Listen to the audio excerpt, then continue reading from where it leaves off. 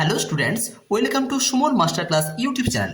আজ আমরা রায়মার্টিন প্রশ্নবিচিত্রা 12 নম্বর model school Sonarpur বিদ্যাপীঠ থেকে প্রত্যেকটি বিভাগের সমস্ত প্রশ্নের উত্তর সমাধান এক এক করে দেখে নিচ্ছি।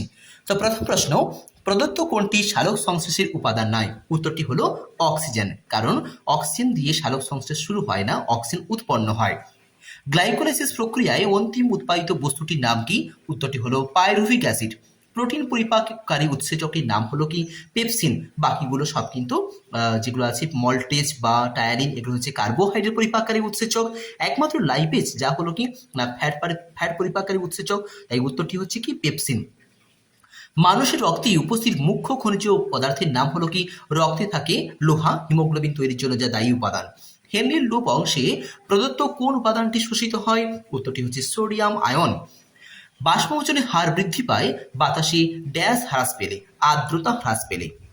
একটু দেখে নাও, এখানে লেখা রয়েছে বায়ুমণ্ডলে আর্দ্রতা কম হলে বাষ্পমোচনের হারটা বৃদ্ধি পায়। পরের প্রশ্ন, লেবুতে রেচন পদার্থ রূপে কি অবস্থান করে? আমরা জানি যে সাইট্রিক অ্যাসিড। লেবুতে সঞ্চিত রেচন পদার্থটির নাম কি? না সাইট্রিক অ্যাসিড। মৃতজীবী পুষ্টি সম্পন্নকারী একটি সপুষ্পক উদ্ভিদের নাম কি? মৃতজীবীয় পুষ্টি সম্পন্নকারী একটি সপুষ্পক উদ্ভিদের নাম হলো কি? মনোট্রোপা। পরের প্রশ্ন, রক্তরসে আলফা বিটা অ্যাগ্লুটিনিন অর্থাৎ অ্যান্টিবডি থাকে, কথাটি ভুল। দেখো, এখানে সমস্ত রক্তের শ্রেণীগুলোতে কিন্তু আলফা বিটা অ্যান্টিবডি থাকে না, সেই জন্য উত্তরটি কিন্তু ভুল বলা হয়েছে। ব্যাপন প্রক্রিয়ার জন্য অর্ধবেদ্য পর্দা প্রয়োজন হয়, এই কথাটিও ভুল। দেখো, পর্দার উপস্থিতি ব্যাপনে কোনো প্রয়োজন হয় না, অর্ধবেদ্য পর্দা প্রয়োজন হয় অভিস্রবণ প্রক্রিয়ার জন্য। ম্যাগনেসিয়ামের অভাবে পাতায় ক্লোরোসিস হয়, কথাটি সত্য। দেখো, লেখা রয়েছে ম্যাগনেসিয়ামের অভাবে পাতায় ক্লোরোফিল সংশ্লেষের অভাবে উদ্ভিদের পাতায় ক্লোরোসিস রোগ হয়। বাম স্তম্ভের সঙ্গে ডান স্তম্ভ মিলে দেখে নেব আমরা। গ্রানা যেক্ষেত্রে সম্পন্ন হয়, মানে গ্রানাতে সালোক সংশ্লেষে আলোক দশা সম্পন্ন হয়। ট্যানিন যা চা গাছের পাতায় থাকা একটা কার্বনযুক্ত রেচন পদার্থ। আর ক্রেবস চক্র যার অপর নাম টিসিএ চক্র। উত্তরগুলি আমরা দেখে নিচ্ছি। কোনটি বিশ সদস্য তা খুঁজে লেখো। ডাটোরিন, ট্যানিন, নিকোটিন, মরফিন। দেখো, ডাটোরিন, মরফিন এবং নিকোটিন সবগুলো হচ্ছে নাইট্রোজেন যুক্ত রেচন পদার্থ। একমাত্র ট্যানিন যা কিনা কার্বন যুক্ত রেচন পদার্থ। এডিপির পুরো নাম কি? এডিপির পুরো নাম অ্যাডিনোসিন ডাইফসফেট। চারটি বিষয়ের মধ্যে তিনটি একটি বিষয়ের অন্তর্গত। উত্তরটি হচ্ছে নেফ্রন, কারণ আমরা জানি নেফ্রনের মধ্যেই সংঘায় নালিকা, বৃক্ক নালিকা, ম্যালপিজিয়ান কর্পাসল অবস্থান করে। কোন প্রাণীর দেহে অতিরিক্ত বায়ুথলি দেখতে পাওয়া যায়? দেখো, কোন প্রাণীর দেহে অতিরিক্ত বায়ুথলি দেখতে পাওয়া যায়? উত্তরটি হচ্ছে পায়রা। পরের প্রশ্ন, সালোক সংশ্লেষে জলের দুটি ভূমিকা দাও। সালোক সংশ্লেষে জলের ভূমিকা, যা অক্সিজেন উৎসরূপে কাজ করে এবং গ্লুকোজ উৎপাদনে সাহায্য করে। প্রদত্ত উপকারগুলি উৎস এবং অর্থকরী গুরুত্ব লেখো। কুইনাইন এবং রেসারপিন। কুইনাইন যা ম্যালেরিয়া রোগের ওষুধ তৈরির কাজে লাগে, আর রেসারপিন আমরা জানি যে উচ্চ রক্তচাপ কমানোর ওষুধ তৈরিতে ব্যবহৃত হয়। ব্যাপন এবং অভিস্রবণের পার্থক্য বলা হয়েছে পর্দার উপস্থিতি এবং সঞ্চারণের অভিমুখের উপর। দেখো, পর্দা ব্যাপনে কোনো পর্দার প্রয়োজন হয় না, অভিস্রবণে অর্ধবিদ্য পর্দার প্রয়োজন হয়। সঞ্চারণের অভিমুখ কি? না বেশি ঘনত্বযুক্ত স্থান থেকে কম ঘনত্বের দিকে সঞ্চারিত হয় ব্যাপন প্রক্রিয়ার দ্রাবের অণু, আর এখানে দ্রাবকের অণু কম ঘনত্বযুক্ত স্থান থেকে বেশি ঘনত্বের স্থানের দিকে সঞ্চারিত হয়।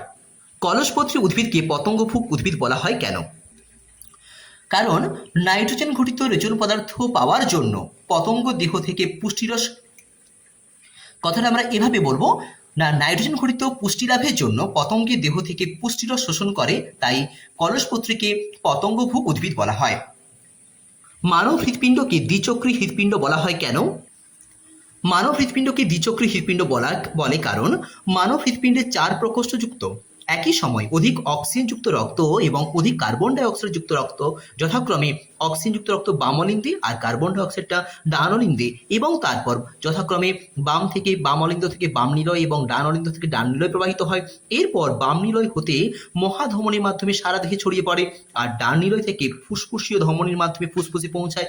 একটি হৃৎপিণ্ডের মধ্যে রক্তের এই দুই চক্রাকার আবর্তনের জন্য মানব হৃৎপিণ্ডকে দ্বিচক্রী, অর্থাৎ একবার হৃৎপিণ্ডের মধ্য দিয়ে সারা দেহে রক্তবাহীর মধ্যে সঞ্চারিত হলো, আর একবার হৃৎপিণ্ড থেকে ফুসফুসের মধ্যে যাচ্ছে, এই জন্য মানবদেহের হৃৎপিণ্ডকে দ্বিচক্রী হৃৎপিণ্ড বলা হয়। ফুসফুস হলো সহায়ক রেচন অঙ্গ, উক্তিটির যথার্থতা ব্যাখ্যা করো। মেরুদণ্ডী প্রাণীদের রেচন অঙ্গ হিসাবে ফুসফুস গুরুত্বপূর্ণ ভূমিকা পালন করে। দেহে বিপাক ক্রিয়ার ফলে উৎপন্ন কার্বন ডাই অক্সাইড ফুসফুসের মাধ্যমে দেহের বাইরে নির্গত হয়। এর সঙ্গে সঙ্গে কিছু জলীয় বাষ্পের নির্গমনের মাধ্যমে ফুসফুস ওই সকল প্রাণীতে গৌণ বা আনুষঙ্গিক রেচন অঙ্গ হিসাবে কাজ করে। এছাড়া ফুসফুসের মাধ্যমে কিছু বিজাতীয় গ্যাস যেমন অ্যামোনিয়া, অ্যাসিটন প্রভৃতি নির্গত হয়। যেহেতু কার্বন ডাই অক্সাইড এবং জল অর্থাৎ বিপাক ক্রিয়ার ফলে দেহ থেকে নির্গত হচ্ছে, আমরা জানি যে সংজ্ঞায় বলা হয়েছে যে সমস্ত পদার্থ বিপাক ক্রিয়া উৎপন্ন হয় ক্ষতিকারক সেগুলোকে রেচন পদার্থ বলা হয়। যেহেতু বিপাক ক্রিয়া কার্বন ডাই অক্সাইড উৎপন্ন হলো সে এবং নির্গত করলো ফুসফুস, সেই জন্য ফুসফুসকে সহায়ক রেচন অঙ্গ বা আনুষঙ্গিক রেচন অঙ্গ বলা হয়। রক্ততঞ্চনে সাহায্য করে এমন দুটি প্লাজমা প্রোটিনের নাম বলো। রক্ততঞ্চনে সাহায্যকারী দুটি প্লাজমা প্রোটিন, একটি হচ্ছে ফাইব্রিনোজেন এবং অপরটি হলো প্রোথ্রম্বিন।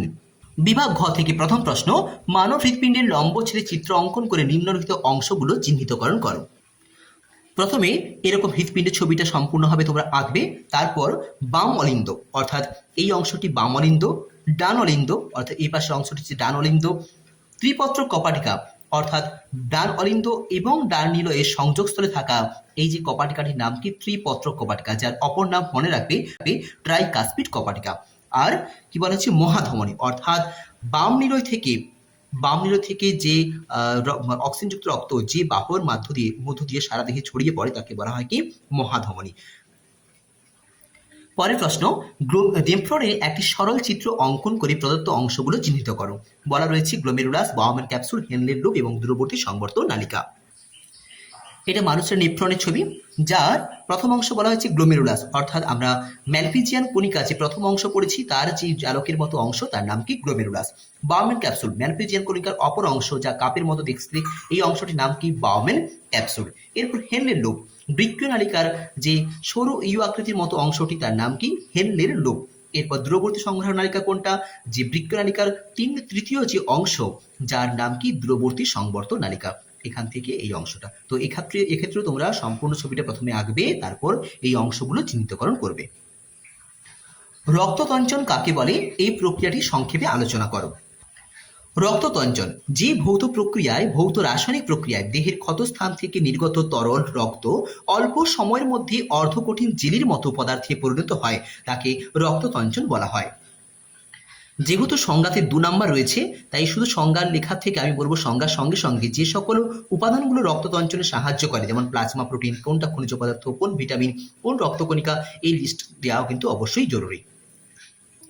রক্ততঞ্চনের পর্যায় বা রেখাচিত্র, তোমরা এই ছবিটা ভালো করে প্র্যাকটিস করবে। অনেকবার আমি অনেক আগের মডেলগুলোতে বলে দিয়েছি, তোমরা শুধুমাত্র এটা লিখে দিলেই হবে, কিন্তু বুঝে লিখবে, আগেরগুলোতে বলে দিয়েছি। পরের প্রশ্ন, তুমি মাংসকে খাদ্য হিসেবে গ্রহণ করলে তোমার পরিপাক নালীর বিভিন্ন অংশে কিভাবে পাচিত হবে তা বর্ণনা করো। দেখো, মাংসের প্রধান উপাদান হলো কি প্রোটিন। এই প্রোটিন আমাদের পাকরস অর্থাৎ পাকস্থলীয় পাকরসে থাকা পেপসিন উৎসেচক, অগ্নাশয় রসে থাকা অর্থাৎ অগ্নাশয় গ্রন্থি থাকা অগ্নাশয় রসের ট্রিপসিন উৎসেচক এবং ক্ষুদ্রান্ত্রের আন্তরিক রসে থাকা ইলেপসিন নামক উৎসেচকের সাহায্যে পাচিত হয় নিম্নরূপ পদ্ধতিতে। কি না, পেপসিন কি করে, প্রথমে এই প্রোটিনটাকে পেপটোনে পরিণত করে।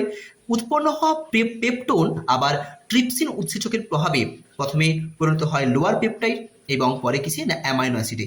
আমি শুধু এই লোয়ার পেপটাইডটুকু মনে রাখো, লোয়ার পেপটাইড পরিণত হলো। এই লোয়ার পেপটাইড আবার ইলেপসিন উৎসেচকের প্রভাবে অ্যামাইনো অ্যাসিডে পরিণত হলো। উপরের কথাগুলো বলার পর অবশ্যই এরকম একটা রেখাচিত্র তোমরা কিন্তু করে দেবে, যেখানে দেখিয়েছি আমি প্রোটিনটা প্রথমে পেপটোন থেকে পেপটাইড এবং পেপটাইড থেকে অ্যামাইনো অ্যাসিড পরিণত হচ্ছে, এইরকম একটা রেখাচিত্র অবশ্যই কিন্তু লাস্টে উল্লেখ করবে। পরের প্রশ্ন, মৃতজীবীয় এবং মিথজীবীয় পুষ্টির মধ্যে দুটি পার্থক্য দাও। পার্থক্যটা এখানে দেওয়া রয়েছে। মৃতজীবীয় পুষ্টি অর্থাৎ যে খাদ্য উপাদান প্রয়োজন হয় না মরা, পচা, গলা জৈব বস্তু, আর এখানে পরস্পরের উপর নির্ভরশীল দুটি ভিন্ন প্রজাতিভুক্ত জীব। নির্ভরশীলতা কি না, মৃত জৈব বস্তু থেকে পুষ্টি পদার্থ সংগ্রহ করে এবং অন্য কারোর উপর কিন্তু নির্ভর করে না।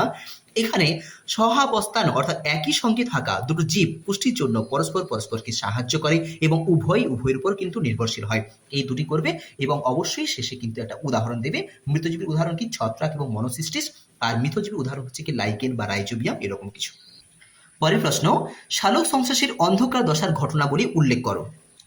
যেহেতু পুরো প্রশ্নটাতেই 5 মার্ক রয়েছে, তাই প্রথমে অন্ধকার দশা কাকে বলে, বিক্রিয়াটি কোথায় সম্পন্ন হয় সেটা নিচে লিখে দেবে অর্থাৎ স্থান, এবং তারপর বিক্রিয়াগুলোর এক একটা করে পর্যায়, অর্থাৎ প্রথমে অঙ্গারাক্তিকরণ কাকে বলে, কি সেটার রাসায়নিক সমীকরণ, ফসফোগ্লিসারালডিহাইড কি করে উৎপন্ন হয় পিজিএ থেকে সেটা লেখা, তার সমীকরণ দেওয়া, গ্লুকোজ কিভাবে উৎপন্ন হয় তার সমীকরণ দেওয়া, এবং আরইউবিপি কিভাবে উৎপন্ন হয়, অবশেষে এই কেলভিন চক্রটা কিন্তু তোমাদেরকে অবশ্যই এখানে কিন্তু উল্লেখ করতে হবে। অথবা প্রশ্ন, উদ্ভিদের প্রদত্ত রেচন কৌশলগুলি বর্ণনা করো, পত্রমোচন, বাকলমোচন, ফলমোচন।